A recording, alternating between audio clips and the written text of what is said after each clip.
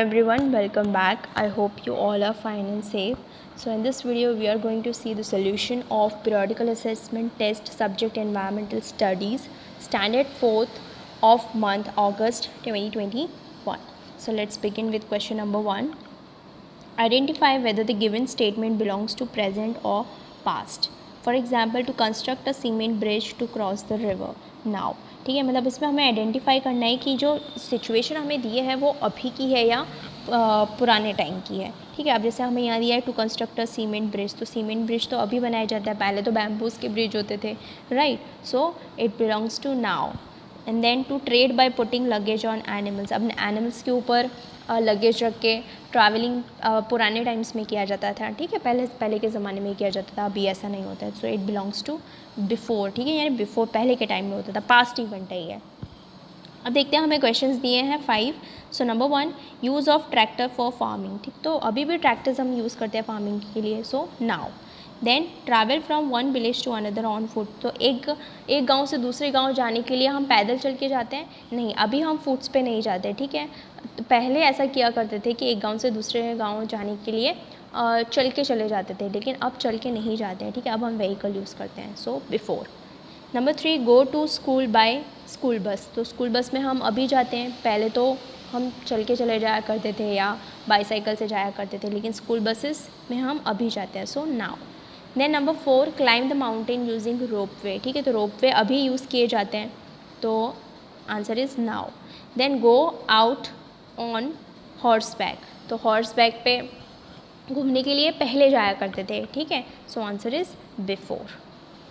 Then number 2, classify the animal और birds mentioned below as per categories given in the following table. ठीक है, अब हमें यहाँ पे कुछ एनिमल्स के नेम दिए हैं: myna, tiger, pigeon, snake, elephant, owl, lion, crane, lizard and giraffe. इनको हमें कैटेगराइज कर देना है.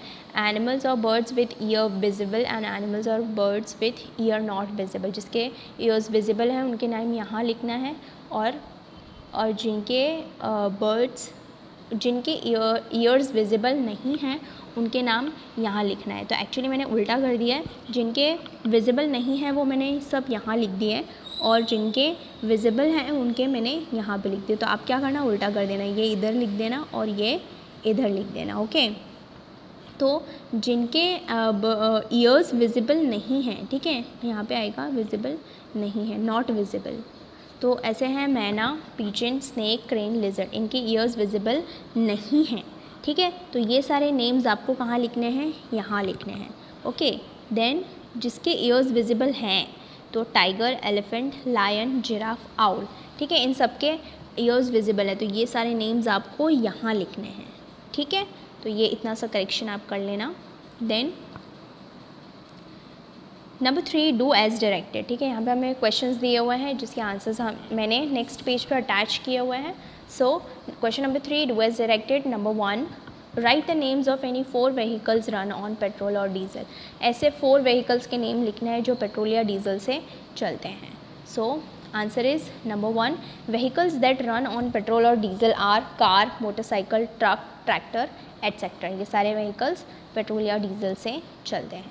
Then question number 2, write special features of animal that lay eggs. यानी कि जो एनिमल्स एग्स देते हैं उनके हमें कुछ फीचर्स के बारे में, मतलब कुछ फीचर्स लिखने हैं. ठीक है, उनके बारे में कुछ लिखना है. तो यहाँ पे मैंने 3 पॉइंट्स लिखे हुए हैं.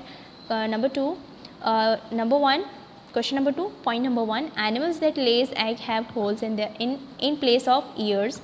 Number 2, they do not have hair on their body. And point number 3, the number of such animals is quite high. Then question number 3, what materials are used to construct a bridge. एक bridge बनाने के लिए क्या क्या material use होता है. So answer is large slabs of RCC, cement, bricks, iron pipes and wood are use to construct a bridge. ये सारी चीज़ों का यूज़ होता है.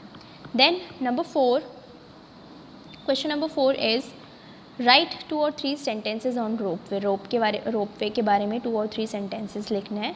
तो यहाँ पे मैंने 2 सेंटेंसेस लिखे हुए हैं. Number 1, a ropeway is a transport system use to travel across the river and mountains, ठीक है। अगर माउंटेन्स पे हम ट्रैवल कर रहे हैं या रिवर्स अक्रॉस द रिवर्स हमें जाना है, ठीक है, तो रोपवे का यूज़ होता है।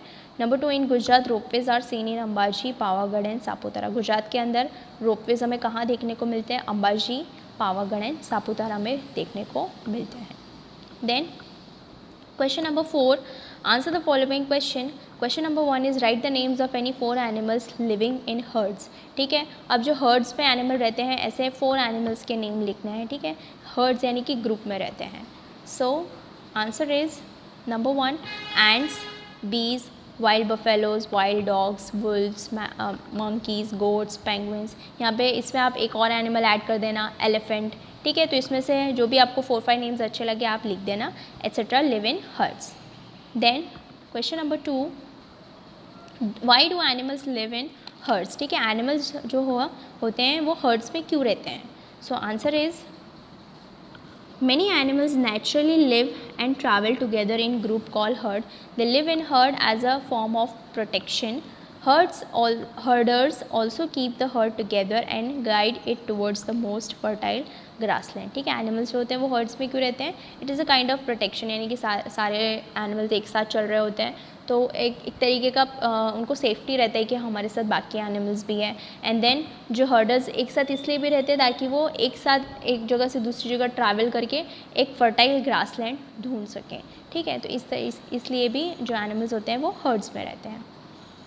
Then question number 3, why do the baby elephant leave the when does the baby elephant leave the herd, ठीक है। तो जो छोटे बेबी एलिफेंट्स होते हैं वो हर्ड कब छोड़ देते हैं, ठीक है, यानी कि हर्ड में रहना कब छोड़ देते हैं, अपना ग्रुप कब छोड़ देते हैं? So answer is 3, male elephants live in the herd till they are 14 to 15 years old. So baby elephant will also leave the herd when he will be that old, ठीक है। जो एलिफेंट्स होते हैं वो 14 से 15 ईयर्स के लिए अपने हर्ड के साथ रहते हैं, ठीक है, अपने ग्रुप के साथ रहते हैं। तो एक बार वो जब 14-15 ईयर्स के हो जाते हैं उसके बाद वो अपना हर्ड छोड़ देते हैं। जो बेबी एलिफेंट है वो भी अपना हर्ड कब छोड़ देगा? जब वो 14 या 15 ईयर्स का हो जाएगा। Then question number 5, answer the following question. हमें नंबर 1 दिया है, एग्जाम्पल दिया है। Aarti was living with her parents and her younger sister. Aarti's uncle came to stay with them for a week. Now, when Aarti counted the members of her family, she noticed that the family members were 5 instead of 4. ठीक है, क्या बोला है कि आरती अपने parents के साथ रहती है और यंगर सिस्टर के साथ रहती है। तो टोटल कितने फैमिली मेम्बर्स हुए? Aarti, her younger sister 2, then parents, mother, father, ठीक है। टोटल कितने मेम्बर्स हुए? 4 मेम्बर्स हुए। तो आरती के घर पे उसके अंकल रहने के लिए आए, ठीक है। तो उसने देखा कि अब कितने मेंबर्स हो गए? 5 मेंबर्स हो गए, ठीक है। तो ये था पूरा होल स्टोरी। अब हमें क्या पूछा है?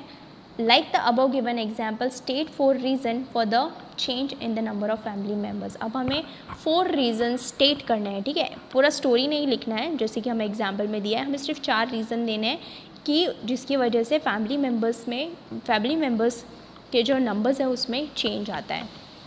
तो ऐसे 4 एग्जाम्पल्स मैंने यहाँ पे लिखे हुए हैं।